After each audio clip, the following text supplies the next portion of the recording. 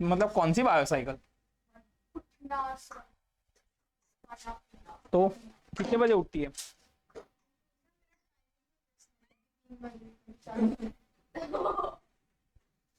और सोना?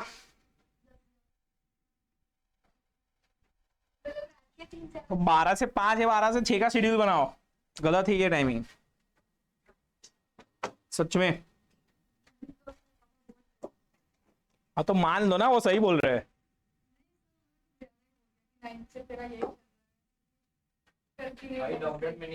ओह,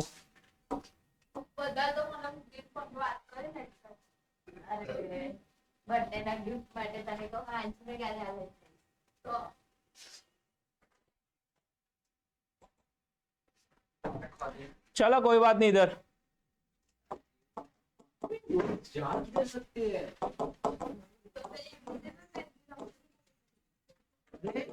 पानी में गए पर कौन सी बुक में जा सकती सारी सारी तो छान के में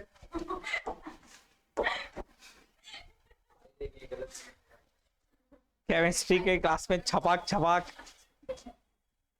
अच्छा ही है वैसे। फिर बनेगी लिक्विड। ढूंढ ले, जल्दी ढूंढ ले। अरे नहीं कम कर घुमा देंगे वो दिल्ली में गई। चलो जल्दी से यहां देखेंगे, शुरू करेंगे। solubility of gas in liquid।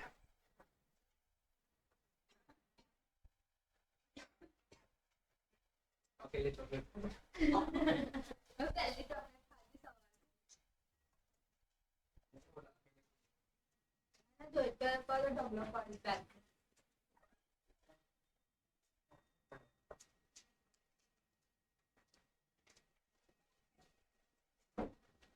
चलो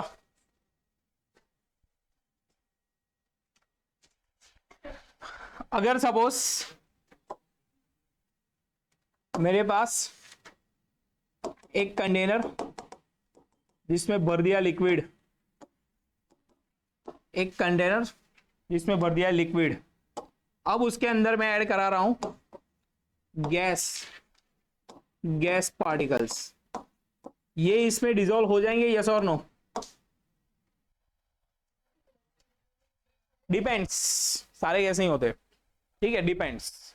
हाइड्रोजन गैस है, कभी डिसॉल्व नहीं होता, कुछ भी करा लो वापस बबल्स बन के बाहर ही आ जाएगा वो। पार्शियली डिसॉल्व होता है, कार्बन डाइऑक्साइड पार्शियल डिसॉल्व होता है, ऑक्सीजन जो है वो डिसॉल्व हो जाता है, ठीक है।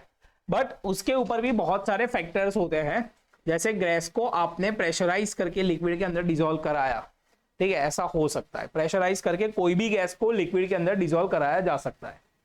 अगर सपोज आपके पास कुछ फैक्टर्स हो, ठीक है, जैसे कि सबसे पहले हम लोग लिखते हैं temperature.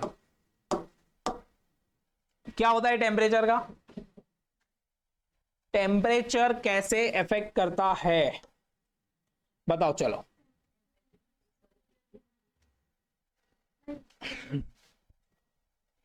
Temperature increase to solubility, ये है तो सही नोट्स। ये मैं पिछले चैप्टर के कंटिन्यूएशन में लिख के रखा। मैंने 2 पेज छोड़े ताकि उधर में सारे फॉर्मूला लिख सकूं और उधर में चलो टेम्परेचर की बात करो। टेम्परेचर इनवर्सली प्रोपोर्शनल टू, सवाल ये है कैसे?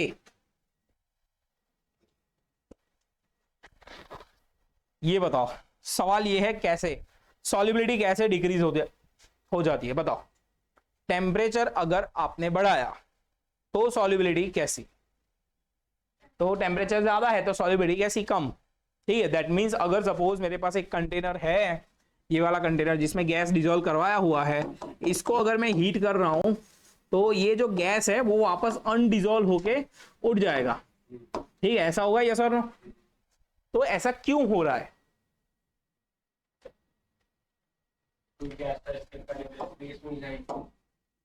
रीजन बिहाइंड दैट इज, जो गैस होता है, गैस मॉलिक्यूल्स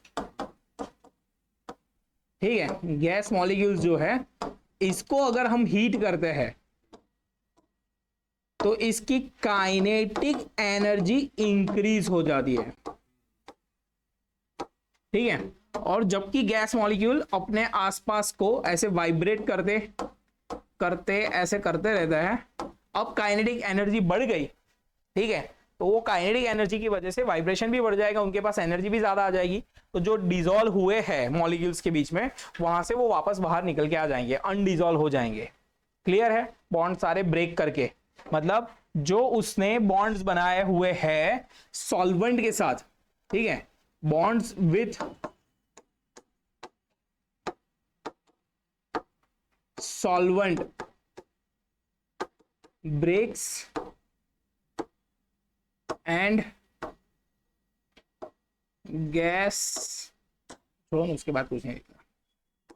क्लियर है बात है, अगर काइनेटिक एनर्जी बढ़ गई तो बॉन्ड विद सॉल्वेंट कैसे हो जाते हैं, टूट जाते हैं, और वहां से आपका जो गैस है वो बाहर निकल आता है।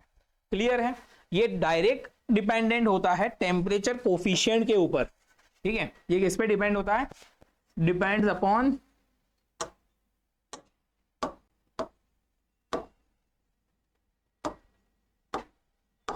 Temperature coefficient. ठीक है, क्या होता है टेम्परेचर कोफिशिएंट, नाम है उसका अल्फा। ठीक है, टेम्परेचर कोफिशिएंट को हम लोग अल्फा बोल देंगे। अल्फा का फॉर्मूला है V अपॉन Vp। ठीक है, temperature coefficient equals to V upon Vp। चलो, V क्या है, देखिए V इज वॉल्यूम। ठीक है, स्मॉल वी भी और कैपिटल वी भी, ठीक है, दोनों ही वॉल्यूम है। अगर हम ये वाले वीपी की बात करें तो ये है वॉल्यूम ऑफ सॉल्वेंट। ठीक है, या फिर नहीं, ऊपर जो है वो वॉल्यूम ऑफ गैस है। क्लियर है बात है, ऊपर वाला जो है वो है volume of gas at STP, मतलब जो भी गैस आएगा जितना रिड्यूस हुआ वो सब अलग बात है। चलो, यहां पर बात जो वॉल्यूम है ये है वॉल्यूम ऑफ सॉल्वेंट, एंड ये वाला जो है वो है प्रेशर अप्लाइड। क्लियर है बात है, यस और नो। ये है टेम्परेचर कोफिशिएंट अल्फा, लिख लो फटाफट।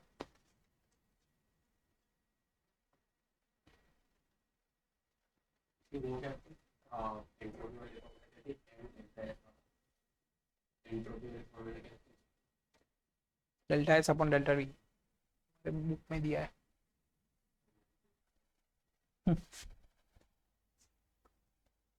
solubility is directly proportional to alpha temperature coefficient। जितनी इसकी वैल्यू ज्यादा उतनी solubility भी ज्यादा। ठीक है,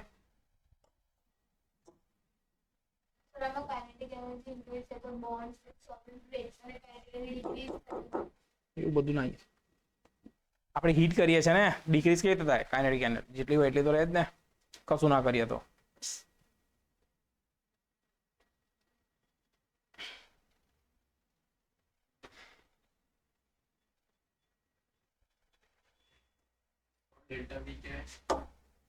डेल्टा वी है ही नहीं, कहाँ है डेल्टा वी, है delta S upon delta P, ऐसा है।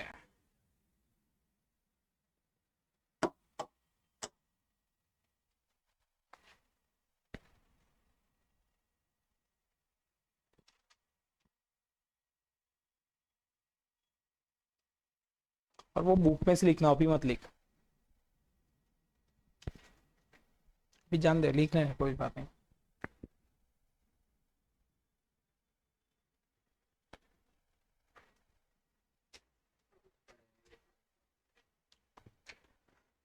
चलो, which of the following question है मेरे पास इसके अंदर,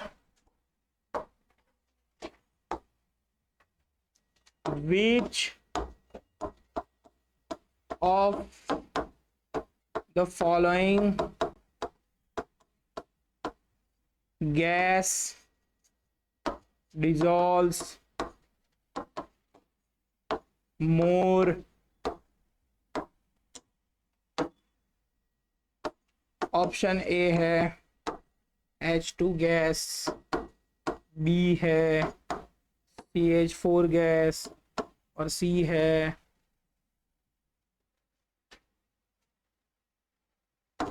CO2 गैस। चलो कैसे जज कर रहे हो वो? बता देता हूं ना मैं। गिवन दैट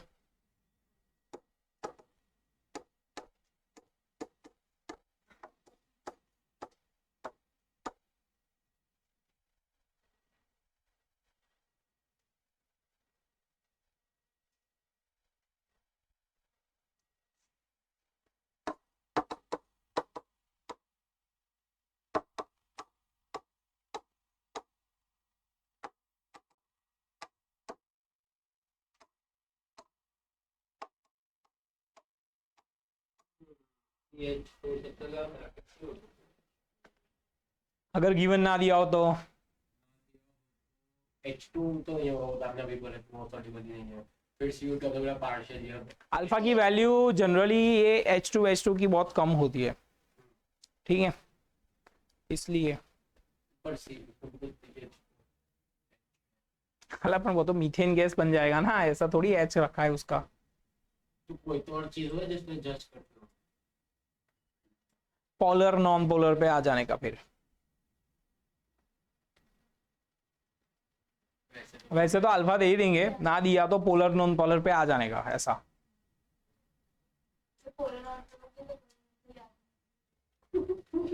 देख एच एच बनता है H2 से, पोलर है कि नॉन पोलर है? अरे इसमें कहाँ पोलर बॉन्ड दिख रहा है? पोलरिटी किसको बोलते हैं?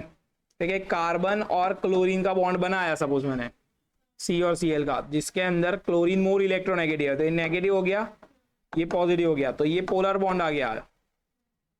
दोनों सेम सेम हो दोनों तरफ तो नॉन पोलर ही रहेगा, ऐसा सोच लेने का। फिर देखो CO2 है ना, तो ये ऑक्सीजन, ये वाला ऑक्सीजन, ये पोलर के नॉन पोलर? क्यों? इस तरह भी पोलर और इस तरह भी पोलर, एक दोनों को कैंसल आउट कर देंगे, ऐसा भी होता है। समझ में आया? ऐसा सब देखने का फिर।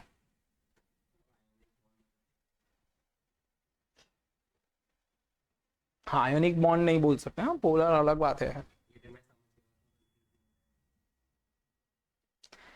फैक्टर्स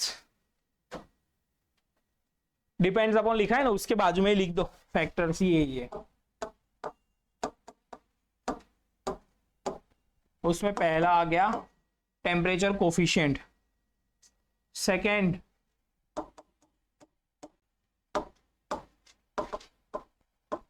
नेचर ऑफ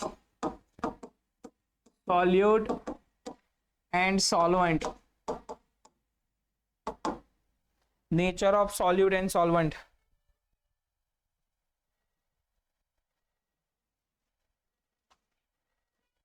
बोलो इसमें हमारा आएगा नेचर सॉल्यूट एंड सॉल्वेंट का, polar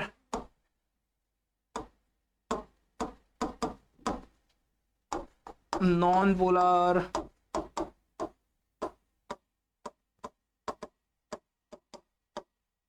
that means polar bond वाले जो है वो पोलर सॉल्वेंट के अंदर डिसॉल्व हो जाएंगे, नॉन पोलर बॉन्ड वाले जो है वो नॉन पोलर में डिसॉल्व होंगे। ये जब आएगा तब देखेंगे। और तीसरा फैक्टर इसके अंदर, हटाओ पेज, यहां पर ध्यान देंगे।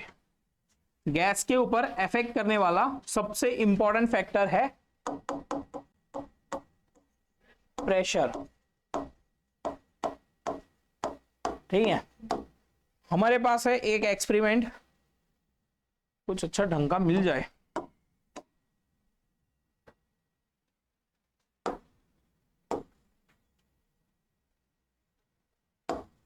ठीक है, एक वेसल भर दिया है मैंने,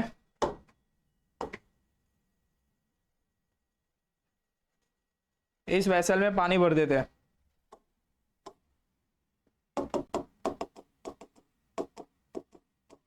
चलो वेसल के अंदर ऊपर से ऐड कराया हमने CO2 gas, carbon dioxide gas. ऐसे ही छोड़ दो बॉटल को, ठीक है।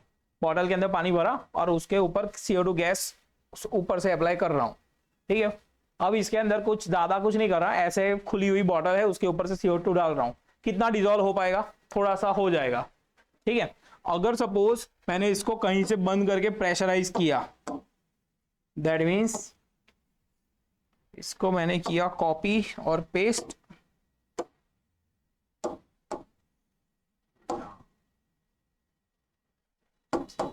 अब यहां पे मैंने पहले CO2 भर दिया और ऊपर ऐसे ढक्कन लगा दिया,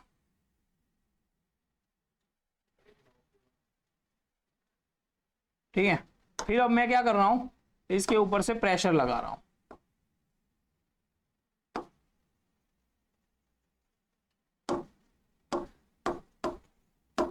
एक्सटर्नल प्रेशर, ठीक है। यहां पर भरा हुआ है कार्बन डाइऑक्साइड का गैस, यहां पर जो है, यहां पर है CO2 गैस, जो भी मैंने इंसर्ट कराया था। ये CO2 गैस है, ये वाला जो है वो वाटर है, ऊपर CO2 गैस, और वहां से प्रेशराइज कर रहा हूं। तो जैसे जैसे प्रेशर बढ़ाते जाऊंगा, ठीक है, जैसे जैसे प्रेशर बढ़ाते जाऊंगा वैसे वैसे क्या होगा, ये CO2 गैस जो है वो अंदर डिजोल्व होता जाएगा।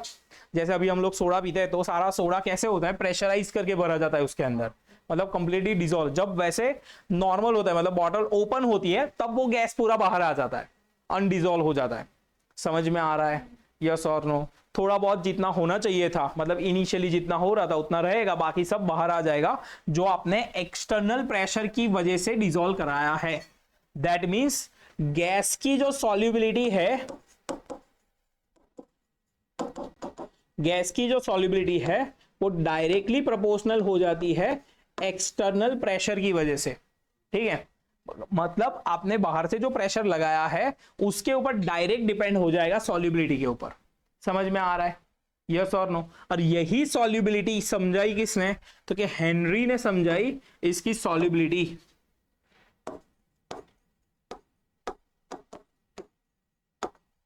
ये चलता है according to Henry's law. Clear है बातें? यस और नो? हेडिंग लगाएंगे, स्टेटमेंट लिखेंगे हेनरीज लॉ का। ये ड्रॉ करना है तो कर दो, पहले पहले लिख लो, solubility of gas is directly proportional to external pressure applied. Henry's law का स्टेटमेंट लिखेंगे।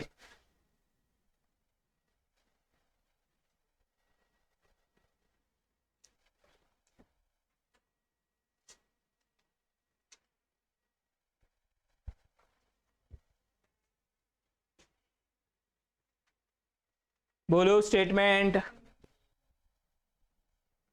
मास, मामा मास, ऐसा सुना है तुम लोगों ने? मास करके मूवी नहीं थी, मूवी का नाम कुछ और है, उसमें हीरो का नाम मास है।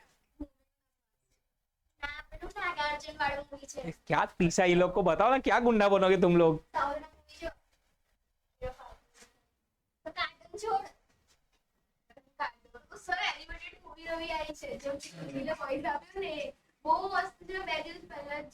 કઈ મૂવી છે એમાં શુભમન ગિલે વોઇસ આપ્યો છે?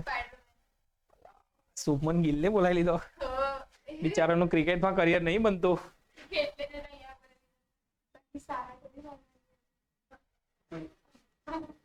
कौन? सारा तेंदुलकर। चलो, मास ऑफ गैस लिखो।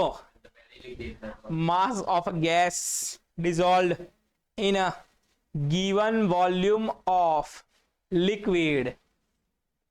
mass of gas dissolved in given volume of liquid at constant temperature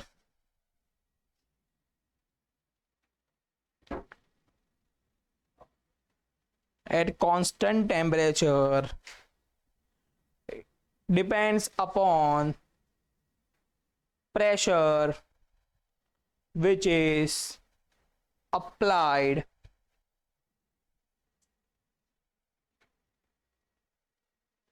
pressure which is applied on it. क्या कहता है Henry? Mass of gas, that means ये है mass of gas is directly proportional to pressure which is applied. ठीक है, इस case में आपको हमेशा याद रखना है कि आपका टेम्परेचर कैसा रहेगा, कांस्टेंट रहेगा। यस और नो, यस और नो। फिर हेनरी ने थोड़ा आगे बढ़ा। हेनरी ने सोचा कि अगर मेरे पास एक कंटेनर है, देखना ध्यान से, अगर मेरे पास एक कंटेनर है, इस कंटेनर के अंदर भर देता हूं मैं 2-3 गैस। ठीक है, इस कंटेनर में भर देते हैं 2-3 गैस, और मतलब समझो बात को कि यहां पर है मेरा लिक्विड,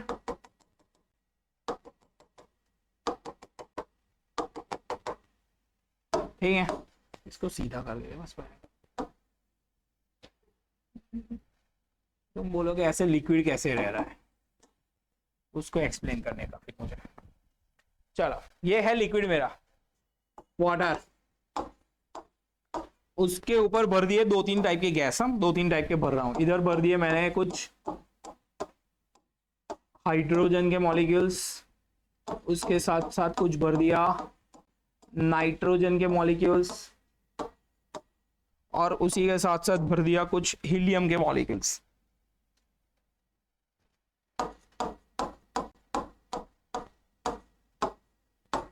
हीलियम के मॉलिक्यूल्स, ठीक है।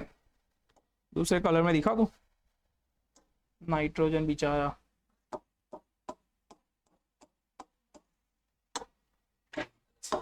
ठीक है।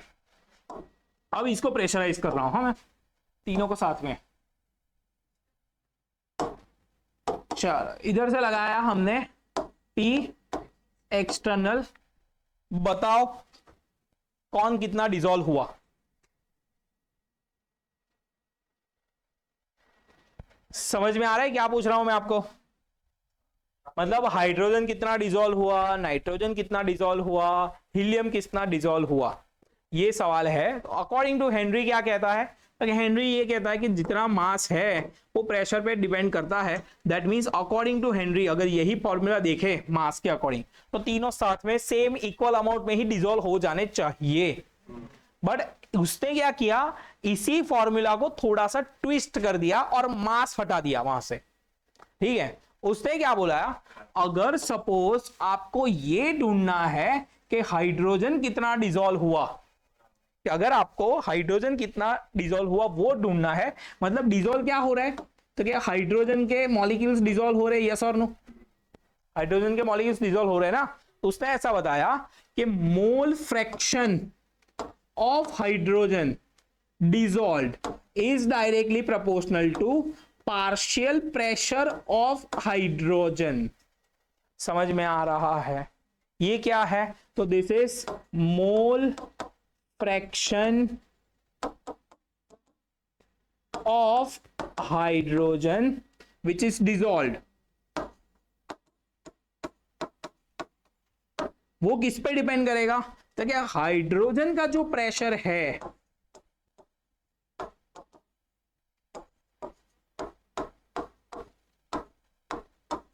ऑफ हाइड्रोजन, ठीक है, हाइड्रोजन का जो प्रेशर है वो दोनों एक दूसरे के प्रोपोर्शन में है। सेम वे अगर नाइट्रोजन की बात करें तो नाइट्रोजन का same mole fraction of nitrogen dissolve is directly proportional to partial pressure of nitrogen, and mole fraction of helium dissolve is directly proportional to partial pressure of helium. अब तीनों पे same लगा तो उसके मोल फ्रैक्शन के according वो dissolve होंगे। ऐसा नहीं होता कि सेम पर सेम प्रेशर लगाया कि तीनों के तीनों डिसॉल्व हो जाएंगे। समझ में आ रहा है? कम ज्यादा हो सकता है, वो डिपेंड करता है उनके मोल फ्रैक्शन के ऊपर और उसका पार्शियल प्रेशर के ऊपर। अब पार्शियल प्रेशर होता क्या है? What is partial pressure? बोल प्राची।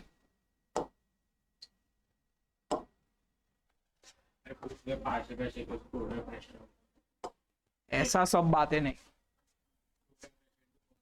पार्शियल प्रेशर किसको बोलेंगे? आ चुके हैं जानवी मैम, बताइए, बोलो जानवी मैम। अटेंडेंस। चलो आगे बढ़ेंगे, हो गया ना?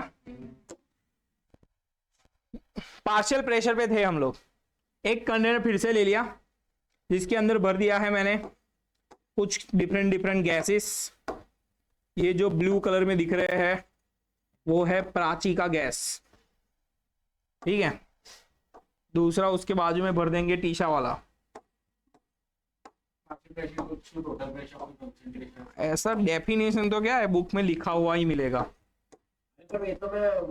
और तीसरा वाला जो गैस है वो ग्रेट आंसी है। अरे वो सही फॉर्मूला नहीं। क्या? Partial pressure total pressure upon concentration. गलत है, गलत। चलिए यहाँ पर देखो, पार्शियल प्रेशर होता क्या है। अगर आप मैं ये कंटेनर का प्रेशर काउंट करूं तो ये कंटेनर मुझे दिखा रहा है 2 atm मान लेते हैं, ठीक है। दिस इज टी टोटल, ठीक है। कंटेनर का प्रेशर है टोटल। अभी प्रेशर का मतलब क्या होता है? प्रेशर कितना हुआ? प्रेशर किसको बोलेंगे? डेफिनेशन प्रेशर की सेम ही होता है फोर्स अपॉन एरिया। मतलब मान लेते हैं कि इतना एरिया है, इतने एरिया पे कोई फोर्स लगा रहा है, ठीक है। इतना एरिया है, उतने एरिया पे कोई फोर्स लगा रहा है, यहां पर एफ जितना, तो फोर्स अपॉन एरिया करके उसका प्रेशर ढूंढ सकते हैं। P equals to force upon area, ऐसा कर सकते हैं। अगर मुझे ये P ढूंढना है इस वाले का, सपोज मान लेते हैं ये A है, ये B है एंड ये C है, तो अगर A का प्रेशर ढूंढना है, that is partial pressure of A is equals to force delivered by, इधर ध्यान दे, force delivered by molecules of A, force delivered by molecules of A upon जो एरिया है वो तो एज इट इज रहेगा, यस और नो।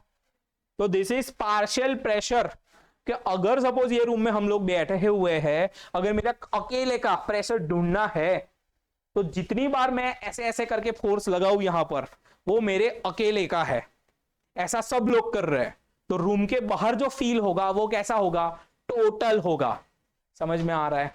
तो पार्शियल प्रेशर किसको बोलेंगे? कि ये वाले जो मॉलिक्यूल्स है ए के, ठीक है, जो ब्लू कलर में दिख रहे हैं, वो वाले मॉलिक्यूल जितना जा जाके टकराएंगे इधर उधर करके, अंदर अंदर भी टकराएंगे, दीवारों पे जाके भी ऐसे ऐसे करेंगे, तो वो जो प्रेशर है वो है partial pressure of A. Clear है बातें? समझ में आ रहा है? यस और नो? चलो, अगर सपोज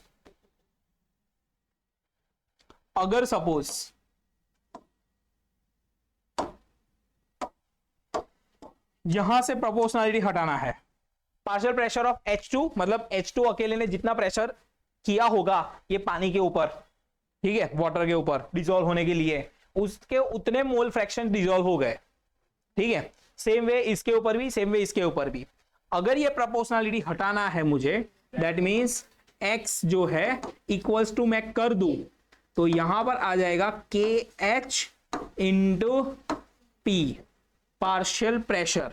अगर यहां पर B कर देते हैं, मतलब हमारा सॉल्यूट, तो XB equals to KH into PB, ये वाला हो जाएगा हेनरी का फॉर्मूला, ठीक है, हेनरी का फॉर्मूला। मतलब तो कि ये है मोल फ्रैक्शन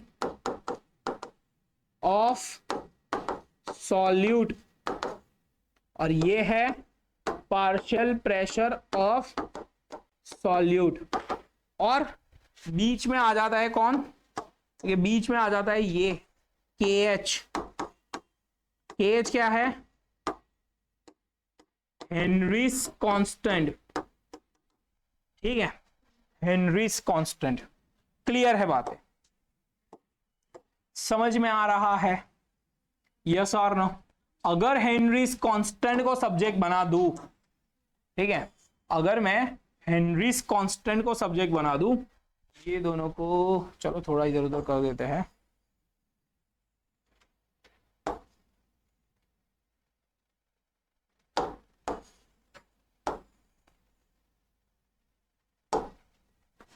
चलो हेनरीज कांस्टेंट को सब्जेक्ट बना देते हैं।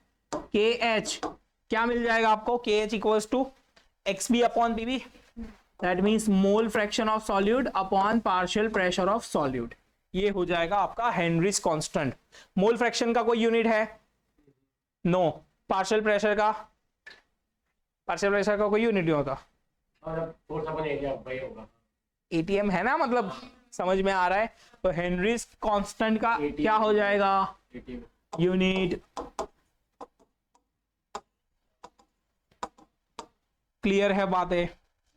समझ में आ रहा है? यस और नो? चलो टेम्परेचर भूल मत जाना, ठीक है, ये सब में टेम्परेचर कैसा है? टेम्परेचर कैसा है? कांस्टेंट।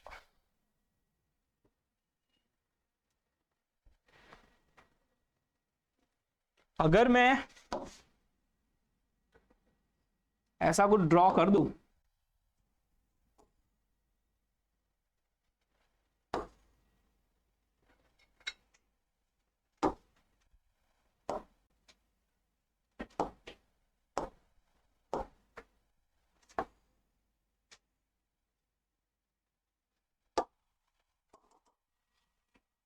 इस तरफ ले लेते हैं, इस तरफ ले लेते हैं मोल फ्रैक्शन,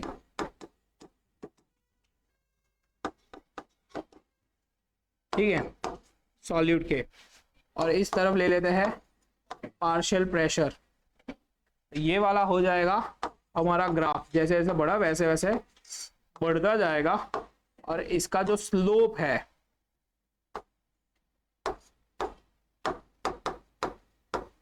वो हो जाएगा हमारा KH। क्लियर है बातें? फटाक से लिखेंगे।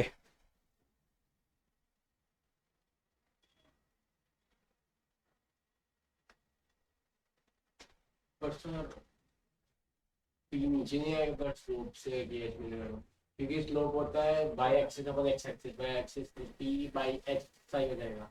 तो वो थोड़ी क्या क्या क्या? स्लोप होता है by axis upon x axis, इधर का bye axis upon x axis कर दो P बाय साई हो जाएगा, जो नहीं होता है। तो ये दोनों फ्लिप नहीं होना चाहिए। कोई फर्क नहीं पड़ता।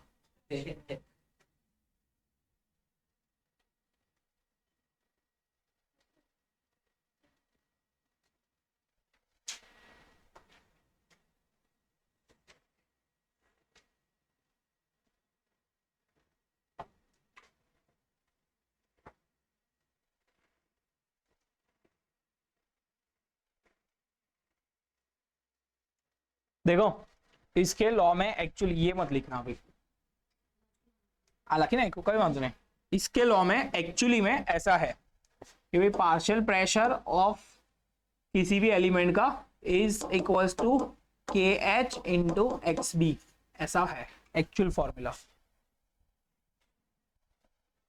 ठीक है। ये है हेनरीज लॉ का फॉर्मूला। આ નહીં આ છે, આ તો આપણે લાયા, मतलब એના પરથી એને એવું પ્રૂવ કર્યું કે આવું થાય। दोनों सही है ना, सेम टू सेम तो है, क्या फर्क पड़ा है? इधर से देखो ना, यहां मत देखो, तुम इधर देखो, कोई भी एक साइड रखो ना, यहां देखोगे तो तुम्हें लगेगा हाँ गलत है, ऐसा नहीं, यहां से देखो आप, P(N2) इस तरफ ले आओ, आप पार्शियल प्रेशर ऑफ N2 अगर प्रोपोर्शनल टू X2 है तो प्रोपोर्शनल टू X2 इस तरफ रखो। समझ में आ रहा है? ऐसे करो तो समझ में आएगा एक्चुअल में। मतलब आपका जो पार्शियल प्रेशर है सॉल्यूट का, वो क्या हो जाएगा, is proportional to mole fraction of solute, ठीक है। और यहां पर इक्वल टू करोगे तो यहां पर के एच आ जाएगा, मतलब पी बी इक्वल टू के एच इंटू एक्स बी, ऐसा आ जाएगा। ये वाला मतलब जो पूछा है, मतलब यही यूज करना है जनरली, हेनरीज लॉ यूज करेंगे, यही 100% यूज करना है, यही, ये नहीं।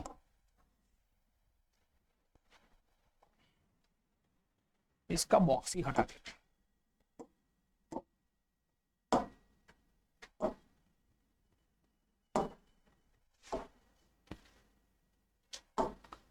हेनरीज लॉ का फॉर्मूला वो है, हाँ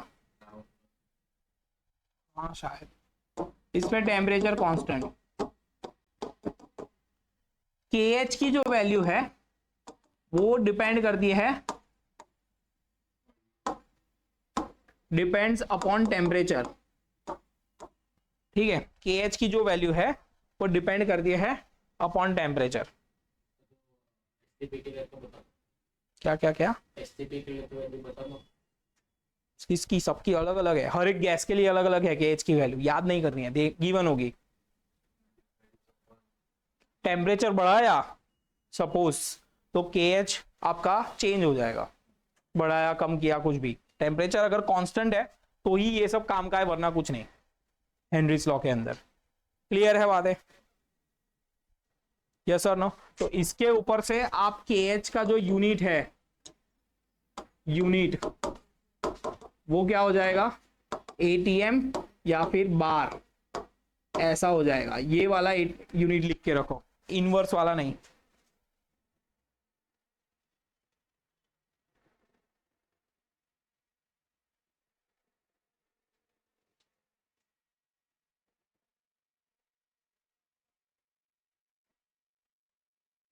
ठीक है, अब के एच जो है वो डायरेक्टली प्रोपोर्शनल होता है, ये भी याद रखो, K H is directly proportional to T, note करके लिख के रखो, K H is directly proportional to T, note करके लिख के रखो।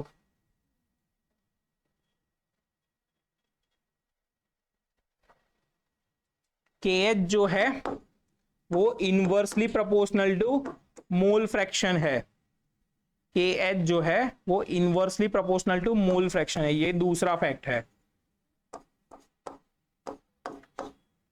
मतलब इसके ऊपर से क्या मतलब निकालेंगे, टेम्परेचर बढ़ा तो के एच भी कैसा बढ़ा, और उसके सामने सॉल्युबिलिटी,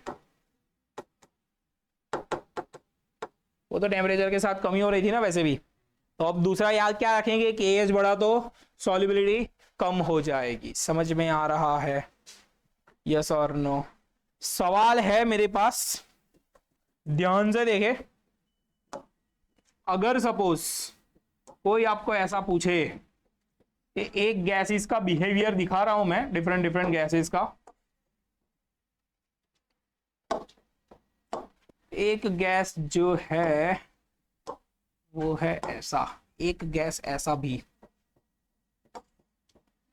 एक गैस ऐसे बिहेव कर रहा है, एक गैस ऐसे बिहेव कर रहा है, एक गैस ऐसे बिहेव कर रहा है, ठीक है। चलो, इसका नाम है गैस ए, इसका नाम है गैस बी, और इसका नाम है गैस सी। तीन गैसेस का बिहेवियर दिखाया है आपको, किस पे, क्योंकि यहां पर लिया है मोल फ्रैक्शन और यहां पर ले लिया है पार्शियल प्रेशर, ठीक है। यहां पर ले लिया है मोल फ्रैक्शन, यहां पर ले लिया है पार्शियल प्रेशर। कौन ज्यादा डिसॉल्व हो गया, सॉल्युबल है, सॉल्युबल पी, कौन ज्यादा सॉल्युबल है, हाँ देखो ध्यान से, ग्राफ क्या कहता है, ये स्लोप की जो वैल्यू है वो क्या है, के एच है। कुछ ज्यादा सोचने का नहीं, सीधा सीधा देखो किसका स्लोप कम दिख रहा है, बी का, तो बी का जो के एच है वो के एच जो है वो लोएस्ट दिख रहा है। क्यों, क्योंकि स्लोप की वैल्यू जो है वो लो है। फिर आ जाएगा कौन, ए, ठीक है। दैट मीन सॉल्युबिलिटी ऑर्डर देखे,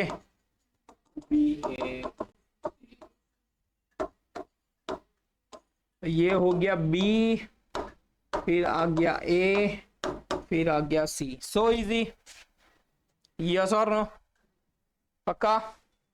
कंफर्म? बहुत कुछ है ये, पता है, ऐसे क्वेश्चन सीधे एडवांस में आते हैं. समझ में आना चाहिए बस, खाली कहां से कहां जा रहा है वो. नीट तो क्या है अभी, नीट में बुक में, अरे डॉक्टर बनने के लिए बहुत इंपॉर्टेंट एग्जाम है नीट. तो मैं तो बोल रहा हूँ ना, लेकिन मैं नीट के लिए ही प्रिपेयर करा रहा हूँ वैसे तो. आने मस्ती लागे छे डॉक्टर बनवाणું જ પાછે કે નહીં बनवाणું એટલું કહી દે ખાલી. तो जिसने मेहनत देखी वो गुरमान को जाके पूछो बस कि सर मेहनत करवा दे कि नहीं नीट में. ऐसा करो 4-5. वो तो क्या है, मैं मैथ्स बैकग्राउंड से हूँ ना, तो जेई दिमाग में रहता है हमेशा. समझी तो? ठीक है, इसलिए एप्लीकेशंस ऑफ हेनरीज लॉ.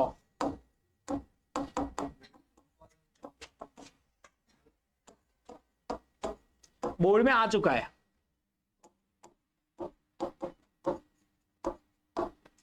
चलो, क्या एप्लीकेशन है कि अगर सपोज आप ऐसा बोलो एक कोको कोला से थम्स अप ज्यादा स्ट्रांग है,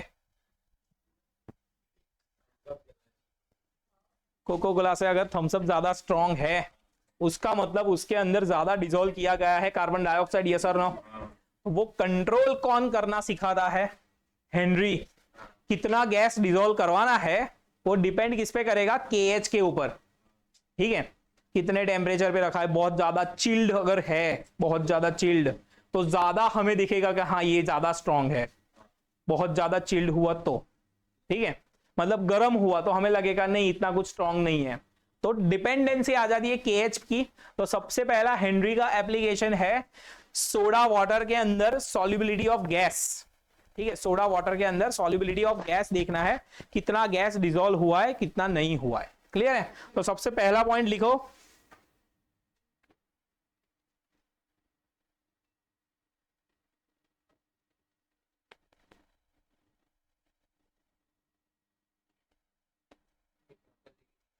ना लिखवा रहा हूं, लिखो. Solubility of CO2 gas, solubility of CO2 gas in soft drink and soda water.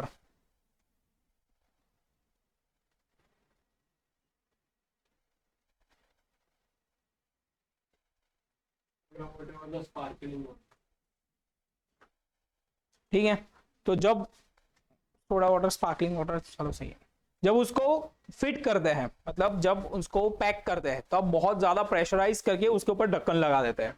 तो जैसे ढक्कन खुलता है ऐसी आवाज करते हैं, मतलब उसके ऊपर ही रखते हैं, उसको फीज साउंड बोलते हैं. जो फीज आता है उसके ऊपर, वो फीज साउंड के पीछे सब लोग दीवाने हैं वैसे तो, इसका अच्छा ऐसा करके.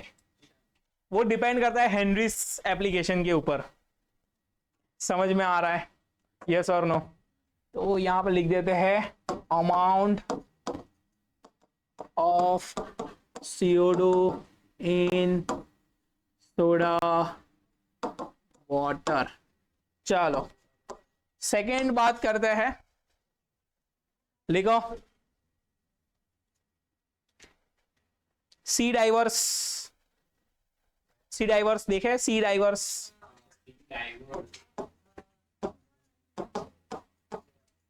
स्कूबा डाइवर्स, जो बॉटल लेके जाते हैं ना वो बड़ी सी, उसके अंदर क्या होता है?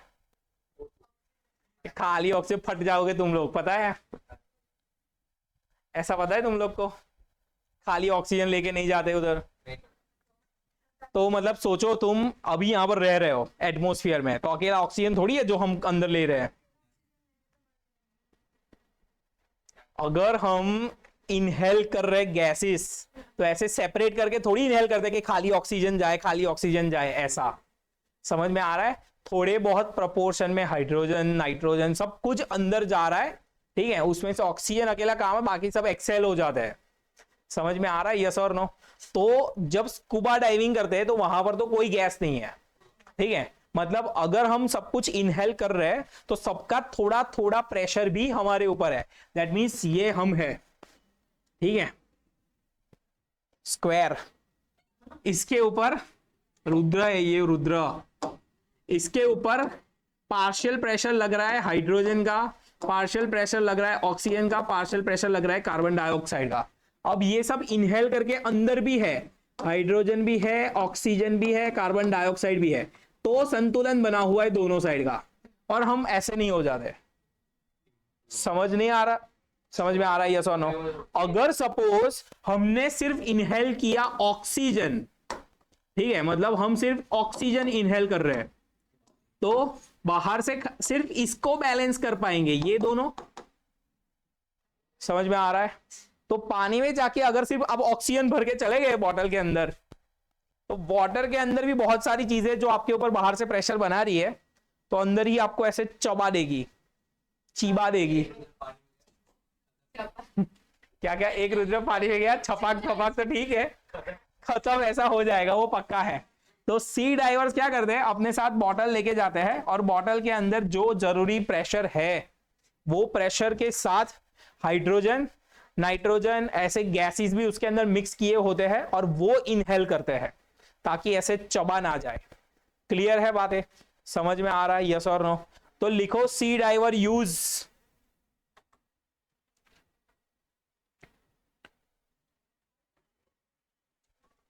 different gases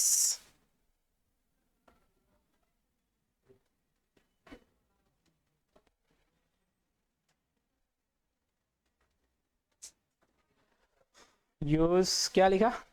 ऐसा नहीं लिखना था आज, चलो यार, ये बुक वाला ढंग से लिख के नहीं दिया यार, ये तो हाँ खुद से बनाना पड़ेगा। चलो, scuba divers use different gases, ऐसा नहीं लिखना है। यूज बॉटल फील्ड विद, ऐसा लिखो, use bottle field with different gases in diluted form,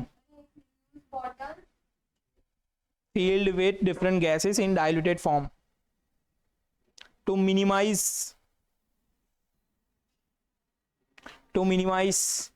painful effects of decompression.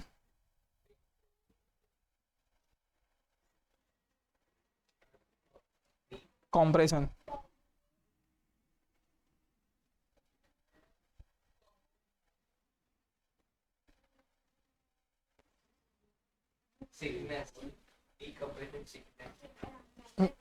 Effects of decompression, ऐसा लिखो ना।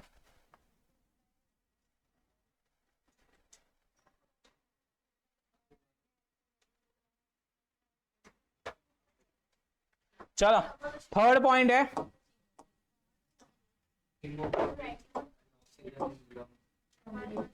अगर हाई एल्टीट्यूड पे गए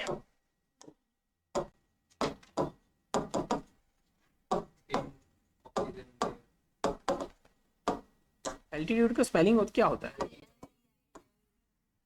सही तो लिख रहा था मैं। चलो, हाई एल्टीट्यूड के ऊपर जैसे जैसे ग्राउंड लेवल से ऊपर जाते हो, मतलब जो हमारा ग्राउंड लेवल है और यहां से हाई एल्टीट्यूड है, यहाँ का प्रेशर और यहाँ का प्रेशर डिफरेंट होता है, ठीक है। इसको अगर P1 बोल दे और इसको हम P2 बोल दे, तो P2 is less than P1, ground level का प्रेशर ज्यादा होता है एल्टीट्यूड के ऊपर। दैट मीन्स ऑक्सीजन तो बराबर अच्छे अराउंड द ग्लोब, बट क्यों, वही बता रहा हूं ना, partial pressure of oxygen is less at high altitude. समझ में आ रहा है? दैट मीन्स जितनी सॉल्युबिलिटी होनी चाहिए ऑक्सीजन की उतनी नहीं हो पाएगी, और हम कम इनहेल कर पाएंगे जितना ग्राउंड लेवल पे करते हैं उतना। अगर आपके लंग्स इतने एफिशिएंट ना हो तो आपको प्रॉब्लम हो सकता है सफोकेशन वाला, वरना तो कुछ नहीं। ना मर तो नहीं जाते तुरंत ना, ऐसे तो केदारनाथ यात्रा पे ही मर जाए अर्धे लोग तो। क्या मर जाते हैं?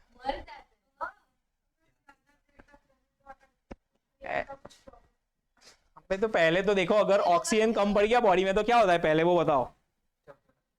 सर दुखता है, फिर चक्कर आते हैं, फिर वॉमिटिंग होती है, फिर नौसिया, फिर देखना होता है कि क्या हुआ, बेहोश होते हैं, उसके बाद मरते हैं। ये सब में टाइम लगता है, तब तक तो ऑक्सीजन का बॉटल भी दे देते हमको, तो मरना बहुत दूर की बात है। मतलब का वॉमिटिंग में बाहर आ गया, दो डिफरेंस है इसमें। नौसिया मतलब फील होना खाली कि हाँ हो रही है, और वॉमिटिंग हो जाना,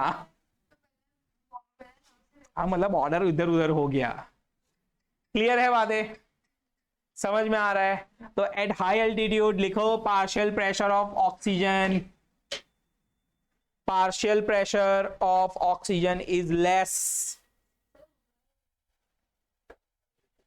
at high altitude. Partial pressure of oxygen is less than ground level. It means quantity of oxygen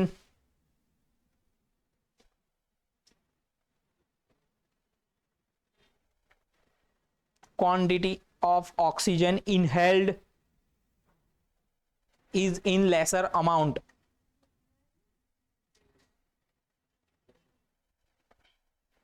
This will lead to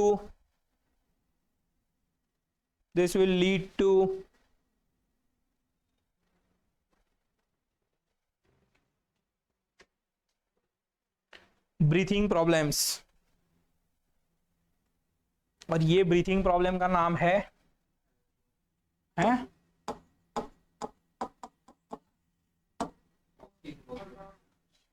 anoxia. Board MCQ में आया हुआ क्वेश्चन है, नीट के लिए इंपॉर्टेंट।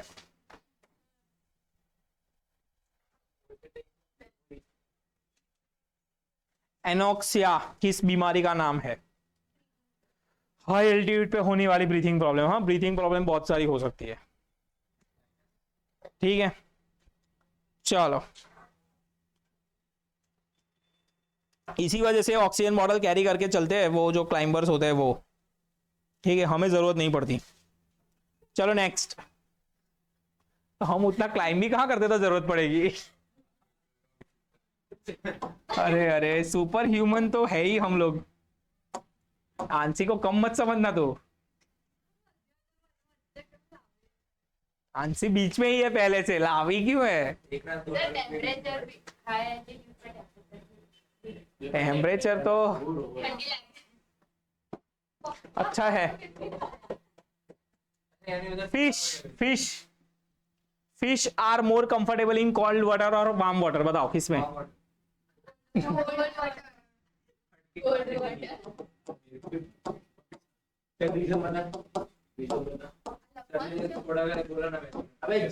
ये तो मैं याद रखने के लिए लिख रहा हूँ, तो लिखवा तो रहा हूं। बताओ चलो, fishes are more comfortable in cold water, क्यों? टेम्परेचर डिक्रीज, पार्शियल प्रेशर,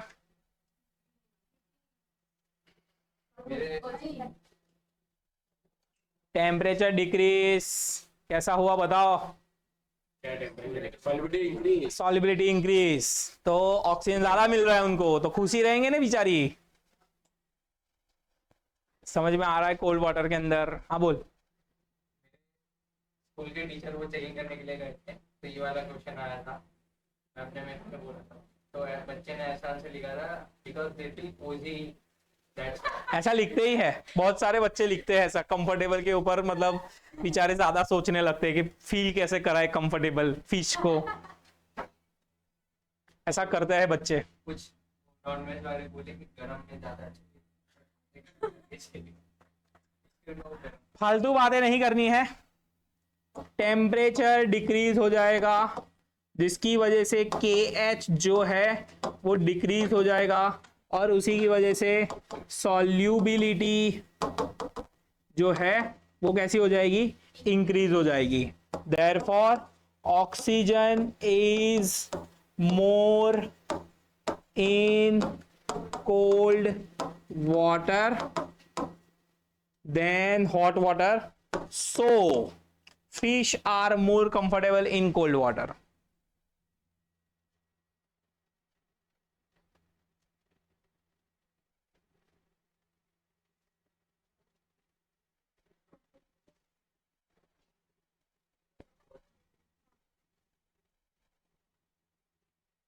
हटाओ limitations of Henry's law. अगर टेम्परेचर कांस्टेंट हो तो पता नहीं। ना ना टेम्परेचर तो क्या बेचारा करे। Limitations of Henry's law.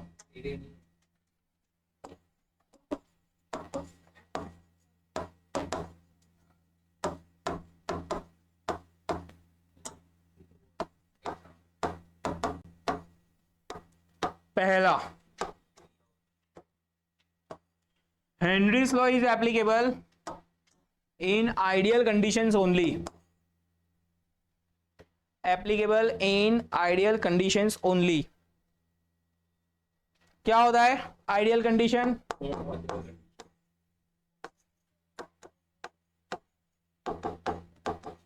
Ideal condition क्या है? प्रेशर होना चाहिए लो और टेम्परेचर होना चाहिए high. Pressure low, temperature high, ऐसा हो तभी से ये सब बातें हो सकती है, वरना कुछ नहीं।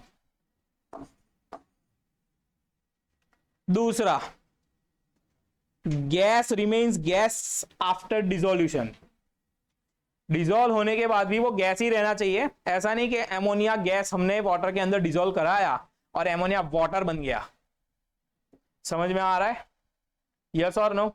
जैसे एग्जांपल मैं बता रहा हूं कि एग्जांपल ये है कि एमोनिया गैस जो है वो वाटर के अंदर डिसॉल्व होने के बाद एमोनियम हाइड्रोक्साइड बना देता है। ठीक है, तो ना रहा गैस ना रहा हेनरीज लॉ। क्लियर है बातें? यस और नो? तो लिखो उसके अंदर gas should remain gaseous in state after dissolution.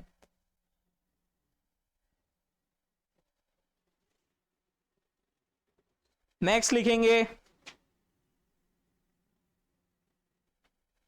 Do not react with solvent. Do not react with solvent, उसके साथ रिएक्शन नहीं दिखाना चाहिए कोई। और डिसोसिएट इनटू इट, और डिसोसिएट इनटू इट। जैसे HCl गैस है, अंदर जाके H+NCl- में डिसोसिएट हो गया, तो गैस तो रहा ही नहीं है, अंदर जाके आयंस में कन्वर्ट हो गया, तो इसके ऊपर हेनरीज लॉ एप्लीकेबल नहीं है। क्लियर है बात है? ये 3 लिमिटेशन है, बहुत इंपॉर्टेंट क्वेश्चन 3 मार्क्स के अंदर, एप्लीकेशंस एंड लिमिटेशंस। सबसे ज्यादा बार अगर बोर्ड में कोई सवाल आया है तो एप्लीकेशंस ऑफ हेनरीज लॉ है। 2 मार्क्स 3 मार्क्स के अंदर आ सकता है। ठीक है, उसके ऊपर लिमिटेशंस भी है, उसके ऊपर से न्यूमेरिकल्स भी है। न्यूमेरिकल्स के अंदर यही यूज करना है, न्यूमेरिकल्स के अंदर यही फॉर्मूला यूज करना है हेनरीज लॉ का। ग्राफ के साथ पूरा हेनरी लॉ, 4 मार्क लॉटरी लग जाए तो। क्लियर है बातें? यस और नो? बाकी तो क्या कर सकते हैं। समझ में आ रहा है? क्वेश्चंस करेंगे। चलो एक क्वेश्चन बिचारों को सिखाई देते हैं। सबसे पहला सवाल लिखेंगे the Henry's law constant for, Henry's law constant for solubility of N2 gas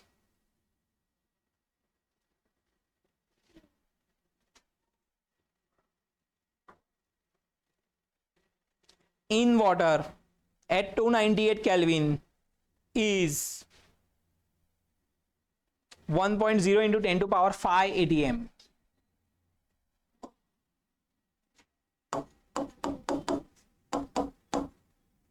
KH दे दिया है 1.0 इंटू 10 टू पावर 5 atm। चलो फुल स्टॉप, आगे लिखेंगे मोल fraction of N2 in the air is 0.8। mole fraction of endo is 0.8. What is number of moles of endo? What is number of moles of endo from air dissolved in 10 moles of water?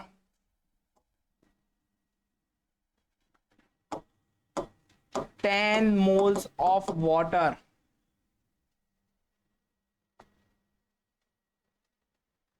at 298 Kelvin and 5 atm pressure.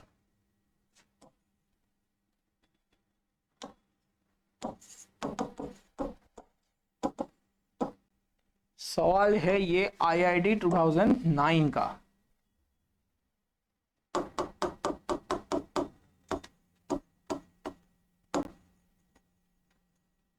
चलो फटाफट हाथ चलाएंगे।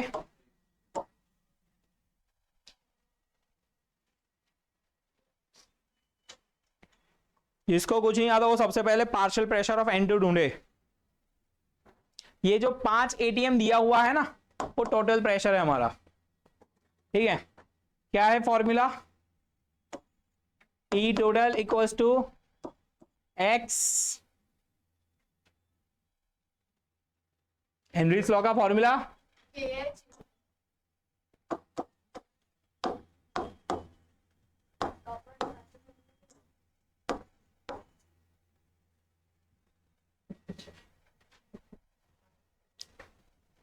जल्दी पता लगाओ फिर।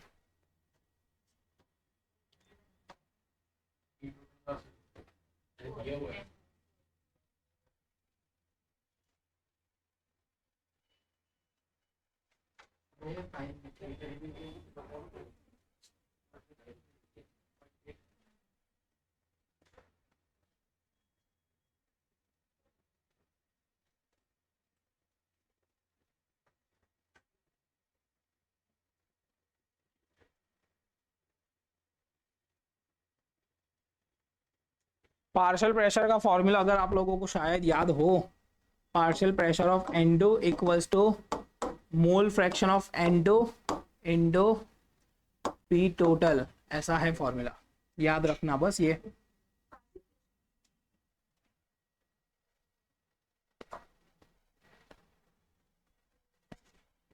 Mole fraction कितने हैं एन2 के? 0.8 इंडो पी टोटल कितना? सदी हो जाएगी तुम लोग को गिनते गिनते। पी इंटू कितना हो जाएगा? 4।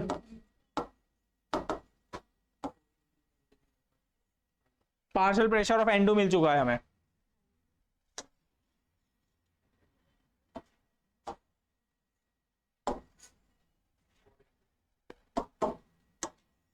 चलो आगे बढ़ो।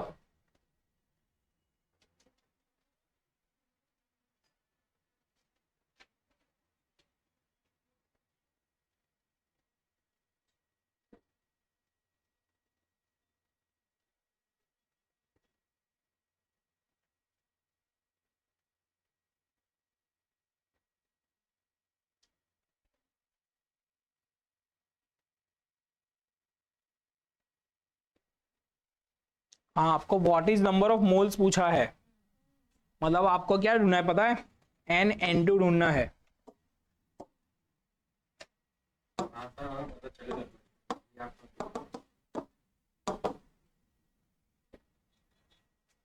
चलो जिसको ना पता चलो यहां पर देखे थोड़ा। N2 जब ढूंढना हो, ये अभी हमने जो ढूंढा है वो पार्शियल प्रेशर मिल गया है नाइट्रोजन का। ठीक है, अब अगर आपको फिर से मोल फ्रैक्शन ढूंढने हो तो उसके हेनरीज फॉर्मूला लगाओ अकॉर्डिंग टू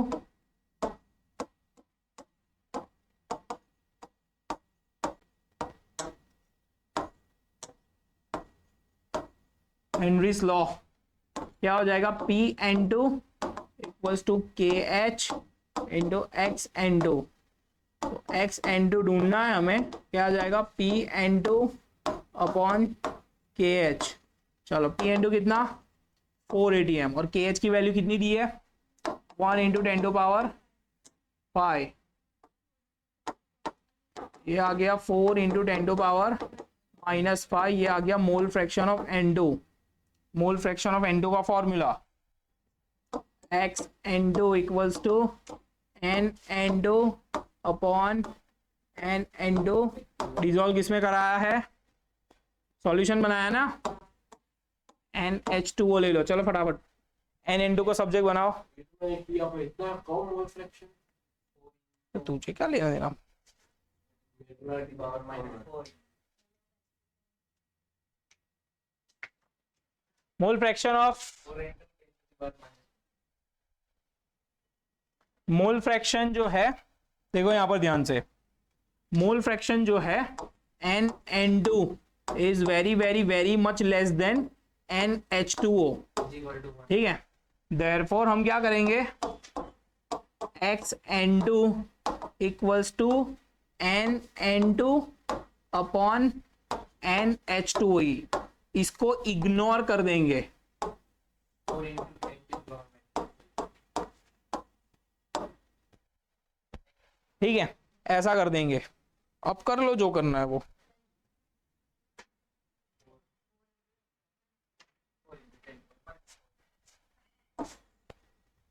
क्या आ जाएगा, n N2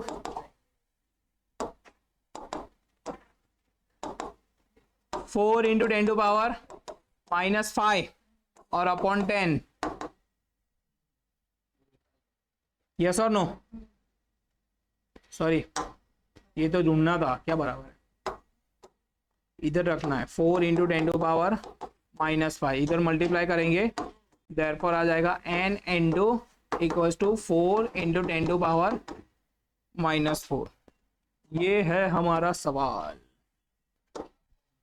हलवा सवाल। क्लियर है बातें?